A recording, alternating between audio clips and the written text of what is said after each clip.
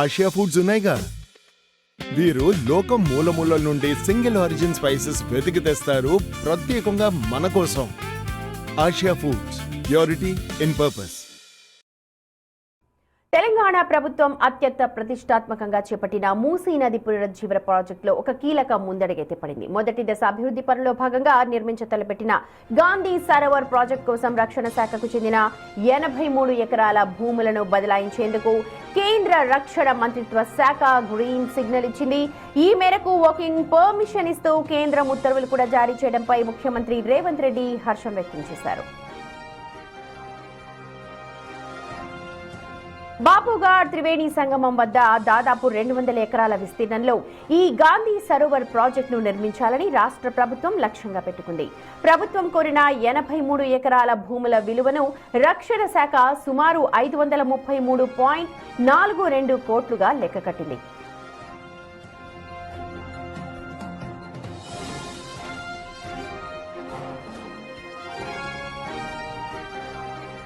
Right, Musi పునరుజ్జీవ project ఇప్పుడు త్వరితగతిన పూర్తయ్యే అవకాశాలు కనిపిస్తున్నాయి. అప్డేట్స్ అందించడానికి మా ప్రతినిధి రాణా లైవ్ లో జాయిన్ అవుతున్నారు. రైట్ రాణా, కేంద్రం ఎప్పుడైతే క్లియరెన్స్ ఇచ్చిందో ఇంకా త్వరితగతిన ఫాస్ట్ గా పనులు జరుగుతాయి అని చెప్పి తెలుస్తోంది. ఒకసారి డీటెయిల్స్ చెప్పండి.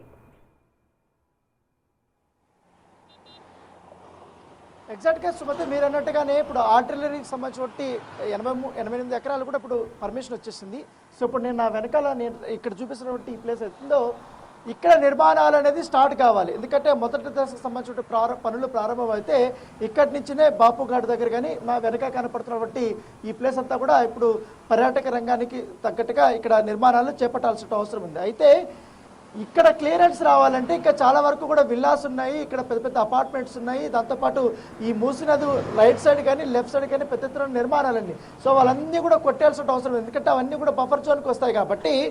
సో వారినందరూ కూడా ఎట్లా ఒప్పించాలన్న దానిపై కూడా ప్రభుత్వం పెద్ద ప్రశ్నగా మారింది. ఎందుకంటే గతంలో చూసాం మనం విజువల్లో చూస్తున్నటువంటి అపార్ట్మెంట్ మధు రిడ్జ్ అపార్ట్మెంట్స్ అవంతా కూడా అక్కడ వాళ్ళు మా అపార్ట్మెంట్ కొట్టేస్తారనే ఉద్దేశంతో దాదాపు 3 నెలల పాటు కూడా ఉద్యమాలు కూడా చేశారు. సో దాంతోపాటు అన్ని పార్టీలు కూడా అక్కడికి వెళ్ళి వాళ్ళకి సంఘీభావం కూడా కల్పించారు. సో ఆ గొడవ నడుస్తున్నటువంటి సందర్భంలోనే ఈ బాపుఘాట్ దగ్గర ఇప్పుడు గాంధీ సరోవర్ని ఏర్పాటు చేయాలని కూడా ప్రభుత్వం నిర్ణయించింది.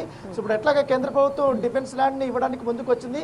ఇంకా ఈ ప్రైవేట్ ల్యాండ్ విషయంలోనే ఒక సందిగ్ధత అనేది కొనసాగుతుంది. ఒకవేళ కొంతమంది ముందుకు వస్తున్నప్పుడు కానీ కొంతమంది మాత్రం మేము ఎటు వెళ్ళాలి, మాకు ప్రత్యామ్నాయంగా ఎక్కడ చూపిస్తారని వాళ్ళు అడుగుతున్నారు. కాకపోతే ప్రత్యామ్నాయంగా వేరే ప్లేస్లో మేము చూపిస్తామంటారు, కానీ అది సిటీకి దూరంగా ఉందనేసి కూడా వారు అభిప్రాయపడుతున్నారు.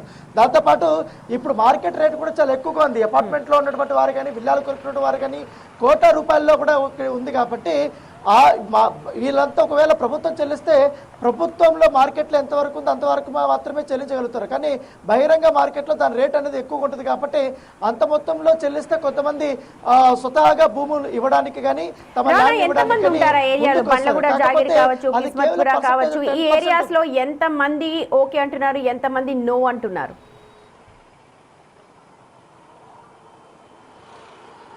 అంటే రైట్ సైడ్ కానీ లెఫ్ట్ సైడ్ కానీ దాదాపు 2-3 వేలకు సంబంధించిన నిర్మాణాలంతా కూడా ఉన్నాయి. వాళ్ళందరూ కూడా ఇప్పుడు ఒప్పించాల్సిన అవసరం ఉంది.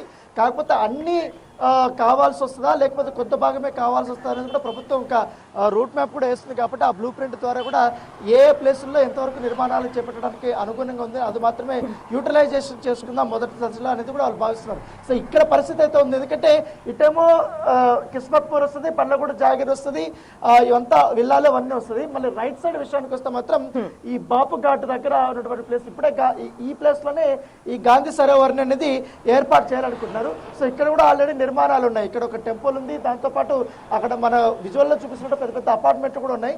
సో వారిని ఏ రకంగా ఇప్పుడు ప్రభుత్వం ఒప్పిస్తుందనే చూడాలి. ఎందుకంటే ప్రభుత్వం 7,000 కోట్ల రూపాయల వరకు కూడా మొదటి దశలో నిర్మాణానికి వెచ్చిస్తుంది. కాబట్టి దాంట్లో నుంచి కొంత భాగం బాధితులకు అందరికీ కూడా పరిహారంగా కూడా అందిస్తుందా, లేకపోతే చాలా మంది కూడా కోర్టుకు వెళ్తున్నారు. కాబట్టి ఈ మూసి ప్రక్షాళన చేసే కార్యక్రమంలో పెద్ద ఎత్తున మా భూములు కోల్పోతున్నా, మాకు ఉన్న పలంగా మమ్మల్ని ఖాళీ చేసామంటారు అన్నట్టు కూడా కొంతమంది కోర్టుకు వెళ్ళారు. కాబట్టి అవన్నీ కూడా చూసుకోవాల్సిన అవసరం ఉంది. సో ప్రభుత్వం నెక్స్ట్ ఎట్లా స్టెప్ వేయబోతుందో కూడా మనం వేచి చూడాలి.